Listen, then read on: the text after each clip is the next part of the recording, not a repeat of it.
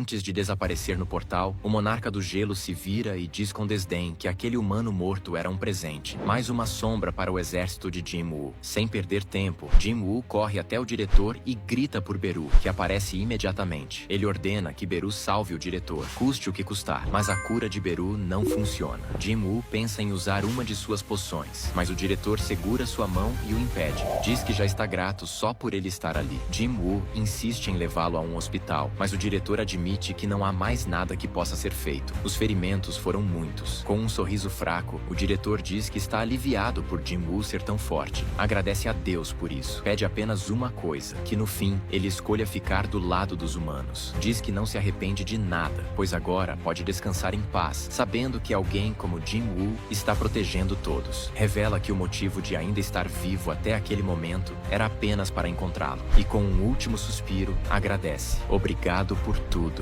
Jin Woo. O mundo interno se desfaz. A notícia se espalha. Vários caçadores de altíssimo nível foram mortos. E o pânico toma conta dos sobreviventes. Afinal, se nem eles estavam seguros, quem os protegeria agora? No enterro, Jin Woo encontra o braço direito do diretor. O homem, visivelmente abalado, pergunta se aquele monstro realmente era tão forte a ponto de nem mesmo Jin Woo conseguir vencê-lo. Jin responde com pesar que quando chegou, o diretor já estava... O homem não consegue aceitar, mas mesmo assim, agradece por Jin Woo ter estado com ele em seus últimos momentos. Jin Woo recusa o agradecimento, diz que só vai aceitá-lo quando matar o monstro que fez aquilo com o diretor. Em seguida, pede para chamar os repórteres. Quando eles chegam, ele conta o que aconteceu e declara publicamente, se ninguém mais puder proteger os caçadores, que entrem em contato com ele. Ele irá protegê-los. A Guerra dos Monarcas havia começado. Numa caverna, vários seres poderosos estavam reunidos. O monarca do gelo foi o primeiro a falar. O monarca das sombras estava na terra. Um dos outros logo reagiu, surpreso, lembrando que ele mesmo tinha dito que nenhum humano conseguiria suportar aquele poder. O monarca do gelo admitiu que estava errado. Disse que esse humano, Jin Woo, era uma ameaça ainda maior que os próprios fragmentos da luz, e que por isso precisava ser eliminado o quanto antes. Ele perguntou quem estava disposto a ir com ele. Um deles se recusou na hora, dizendo que seria loucura enfrentar Jin Woo agora. Afinal, ele é um dos mais fortes entre os 9 monarcas. Sugeriu esperar pelo Rei Dragão, pois com ele talvez eles ganhariam. Mas o monarca do gelo insistiu. Acreditava que o melhor momento era agora, antes que Jin Woo estivesse em plena forma. No final, 2 aceitaram o plano,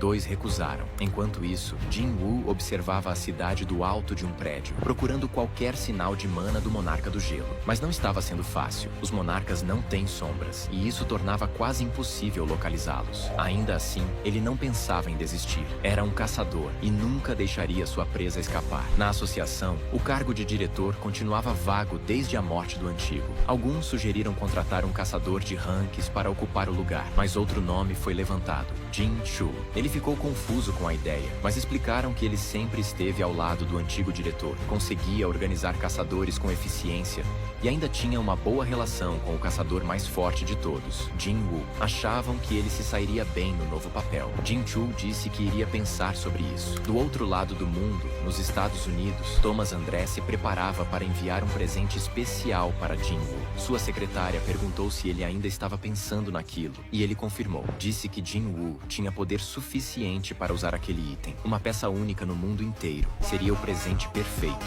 As notícias do dia trazem uma bomba. O novo presidente da Associação Coreana foi anunciado. Enquanto isso, a irmã de Jin Woo anda dizendo que o mundo está de cabeça para baixo. Incomodada, ela vai até a mãe e diz que quer se mudar dali. A mãe, tranquila, responde que está tudo bem, que não há nada com o que se preocupar. Só pede que ela tire as roupas da máquina de lavar. Mas, ao entrar na área de serviço, a garota vê algo que a deixa em choque. Assustada, sai correndo em direção à mãe. Em frente ao prédio da guilda Ajin, uma multidão de repórteres se aglomera. O motivo? Thomas André, um dos caçadores mais fortes do mundo, acaba de entrar no prédio, acompanhado por outro caçador famoso. Jinho, nervoso, tenta ligar desesperadamente para Jin Woo, mas não consegue contato. Até que, enfim, Jin Woo Woo aparece. Quando entra, entende o motivo de tanto alvoroço. Thomas está ali esperando por ele. Com um sorriso, Thomas o cumprimenta, dizendo que fazia tempo que não se viam. Ele comenta que trouxe um presente incrível. Jin-woo, curioso, aceita o convite para acompanhar Thomas. Outro caçador tenta ir junto,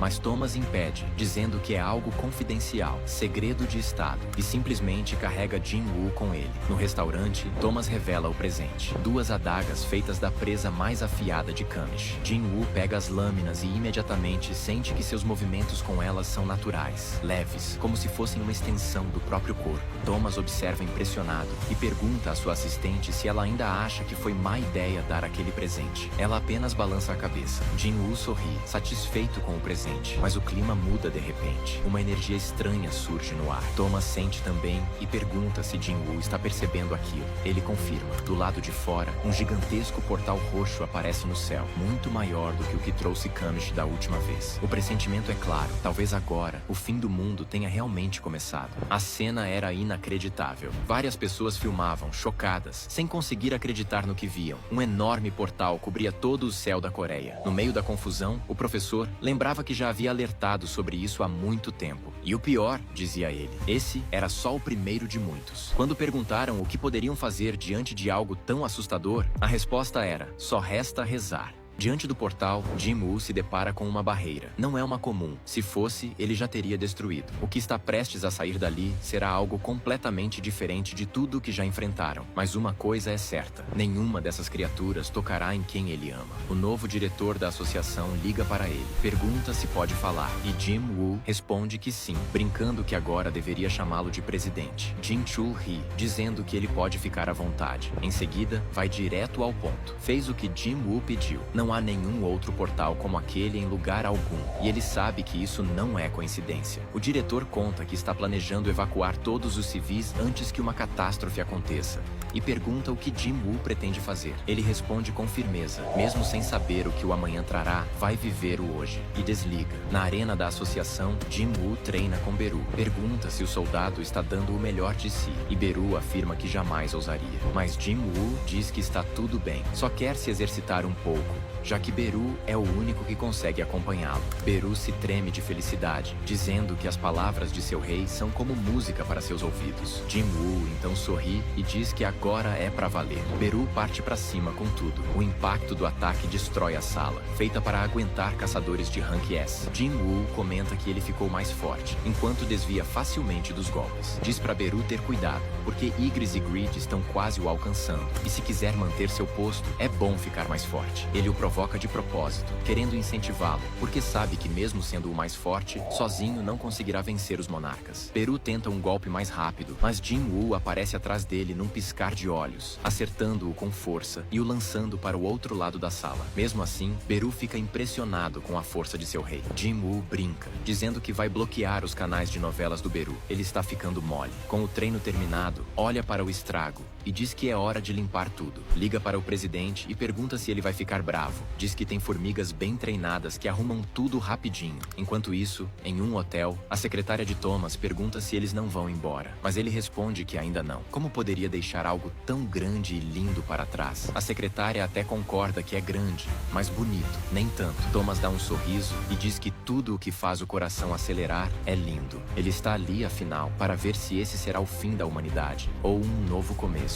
Em Seul, o trânsito está parado, e as pessoas também, por causa de uma evacuação em massa. Dentro de casa, a irmã de Jin-woo pergunta para a mãe se elas não vão sair dali. A mãe responde que não, e diz que, se for para morrer, que pelo menos escolham um lugar para isso. Jin-ha, a irmã, não concorda. Ela lembra que no ano que vem vai entrar na faculdade, e finalmente poderá beber quando quiser. Ela não quer morrer ali, mas a mãe tenta tranquilizá-la, dizendo que não há motivo para se preocupar, porque o irmão delas vai protegê-las. Enquanto isso, em frente ao portal, Jin-woo observa tudo e se pergunta se vai conseguir enfrentar aquilo sem que ninguém se machuque. Ele pensa nas coisas que ainda tem pendentes, no que ainda precisa resolver antes de talvez morrer. Em silêncio, pega o celular. Em outro lugar, Cha Hae-in está treinando intensamente, até que seu celular toca. Ao atender, ela fica toda vermelha e avisa seu mestre que precisa sair. Pela primeira vez, ela e Jin-woo vão sair juntos. Como os dois são muito famosos, chamam a atenção por onde passam. Ela pergunta por que ele a chamou para sair, e ele responde que é porque ela é sua única amiga. Lembra que durante a última luta contra tal estátua, ela disse isso sem saber que ele estava ouvindo. Ele revela que tem uma audição muito boa. Ela fica feliz por ele ter a convidado, mesmo achando que estão chamando a atenção demais. No fundo, percebe que está se sentindo realmente feliz pela primeira vez desde que se tornou uma caçadora. Ela diz que quer ir em todos os brinquedos do parque, mas quando começam a andar por lá, percebem que nada daquilo tem muita graça para quem vive arriscando a vida de verdade. Então Jin-woo tem uma ideia que acha que ela vai gostar. Ele invoca Kaizel e os dois saem voando acima das nuvens. Lá do alto, ela pergunta por que ele quis ir a um parque se podia simplesmente fazer isso desde o começo. Ele responde que queria relembrar um momento importante. Foi em um portal dentro de um parque que seu pai desapareceu. Ele só queria voltar lá uma vez. Ela agradece, diz que ele sempre esteve ao lado dela, sempre ajudando. E para fechar a noite,